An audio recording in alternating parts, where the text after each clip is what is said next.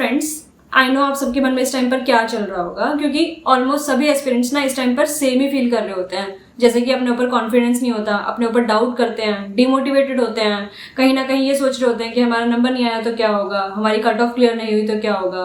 तो गाइज ये सब चीज़ें ना बहुत नॉर्मल है, हर किसी के मन में इस टाइम पर आ रही होंगी। मेरे खुद के मन में ये सारे डाउट्स हमेशा हमेशा रहते थे जब भी मैं तैयारी कर रही थी। तो गाइज आप सबको इन चीज़ों की टेंशन नहीं लेनी है, आपको बस अपनी पढ़ाई का ध्यान रखना है। और कहीं ना कहीं इस टाइम पर हम सभी की प्रॉब्लम्स भी पढ़ाई के मामले में सेम ही चल रही होती हैं कि या तो जीके नहीं हो पा रही होती है, या फिर टेक्निकल में एक सब्जेक्ट करते हैं तो दूसरा भूल जाते हैं, दूसरा करते हैं तो पहला भूल जाते हैं। तो गाइस इन सभी चीज़ों का ना एक ही सॉल्यूशन है कि आपको ना कंटिन्यू पढ़ते रहना है, अपनी कंटिन्यूटी ब्रेक नहीं होने देनी है और डेली टारगेट्स रखने हैं कि इससे अगर आपके डेली टारगेट्स होंगे ना तो आपका माइंड जो है ना, आपके माइंड में ये सारी चीज़ें नहीं आएंगी कि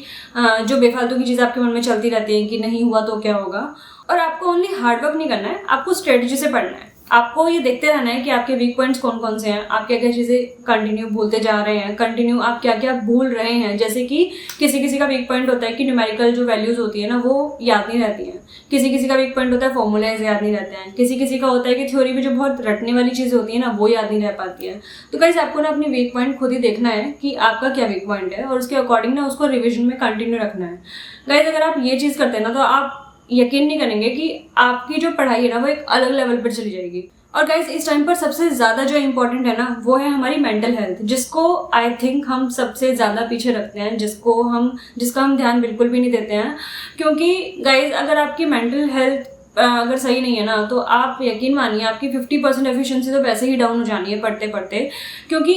मेरे साथ खुद ये चीज़ें होती थी कई बार जब मैं डिमोटिवेट फील करती थी कि मैं कुछ भी जैसे मैं कोई भी शॉर्ट नोट्स रिवाइज कर रही हूँ, एक ही लाइन को 4-4 बार पढ़ रही हूँ, माइंड कहीं और ही है, पता ही नहीं चल रहा है क्या पढ़ रही हूँ क्या नहीं पढ़ रही हूँ। तो गाइस इन सब चीज़ों से बचिए। इन सब चीज़ों से बचने के लिए आप क्या कर सकते हैं ना कि आप जो भी टॉपिक लेके बैठ रहे हैं ना, एक शुरू से ही अभी से ही स्टार्ट कर दीजिए ये चीज़ कि जो भी टॉपिक आप पढ़ रहे हैं ना पहले आप देख लीजिए कि आपको वो पर्टिकुलर टॉपिक कितनी देर में ख़त्म करना है। क्योंकि जब आप ऐसा करते हैं, जो कि मैंने नोटिस किया है, जब आप ऐसा करते हैं ना तो हमारा माइंड जो है वो एक्टिव हो जाता है और कहीं ना कहीं माइंड जब एक्टिव होता है तो हमारी एफिशिएंसी थोड़ी और बढ़ जाती है। तो गाइस इस तरीके से अगर आप आवली टारगेट्स के साथ साथ में अपने डेली टारगेट्स भी रखते हैं तो आपकी पढ़ाई में एक इम्प्रूवमेंट होगी, आपकी एफिशिएंसी बढ़ जाएगी, आपका मोटिवेशन बढ़ जाएगा। कहीं ना कहीं जब हमें अंदर से जब हम ये सोच के सोते हैं ना रात को कि हाँ हमने जितना सोचा था आज हमने कंप्लीट किया है, तो कहीं ना कहीं सेटिस्फेक्शन रहती है, नींद अच्छी आती है, जो कि इस टाइम पर एक अलग से बहुत मेन चीज़ है। हमारी नींद पूरी होनी चाहिए क्योंकि अगर हम कम सो रहे हैं, 5 से 6 घंटे सो रहे हैं, तो ऑब्वियसली हम नेक्स्ट डे जो है अपनी एफिशिएंसी अपने आप ही डाउन कर देते हैं। तो गाइस 8 आवर्स की नींद जरूर लीजिए। और इसके अलावा मैं तो साथ में क्या करती थी कि अगर मैं दिन में भी कंटिन्यू पढ़ रही हूँ, जैसे कि मेरा सुबह 7 बजे से ऑलमोस्ट पढ़ाई शुरू हो जाती थी, तो मैं ऑलमोस्ट 1 बजे के आसपास ना ब्रेक लेके, ऐसा नहीं कि 7 से ही कंटिन्यू पढ़ रही हूँ, बीच में भी ब्रेक होते ही थे। जैसे अगर मुझे ब्रेकफास्ट करना है तो ब्रेक होता है, फिर लंच करना है तो ब्रेक होता है, लेकिन मैं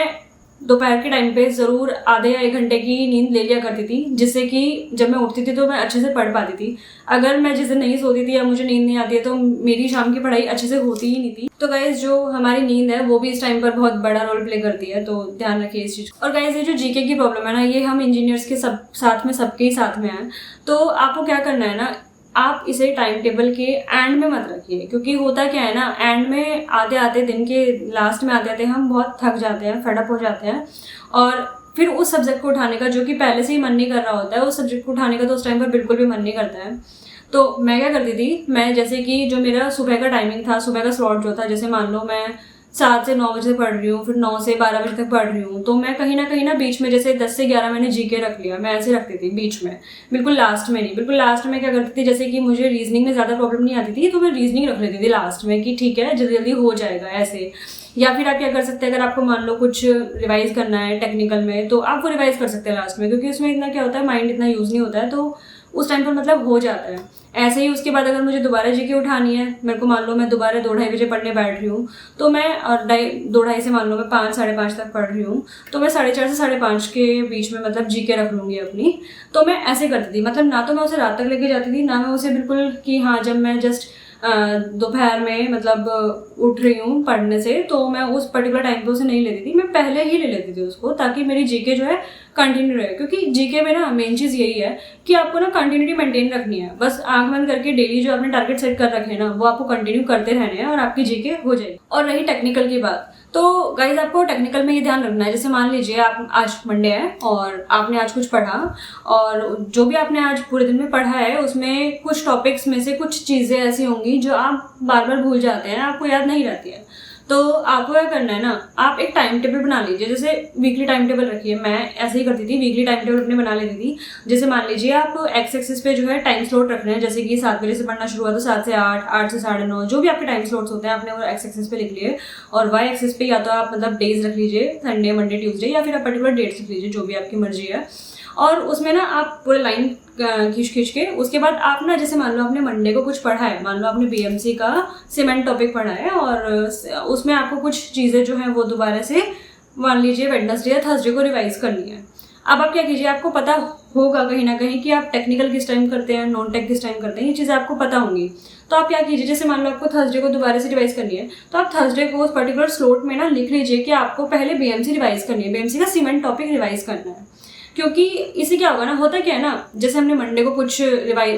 कुछ पढ़ा वो भी रिवाइज करना है, ट्यूसडे को कुछ पढ़ा वो भी रिवाइज करना है। रिविजन ना हमें पता ही नहीं चलता कि हम कब करें और कब ना करें।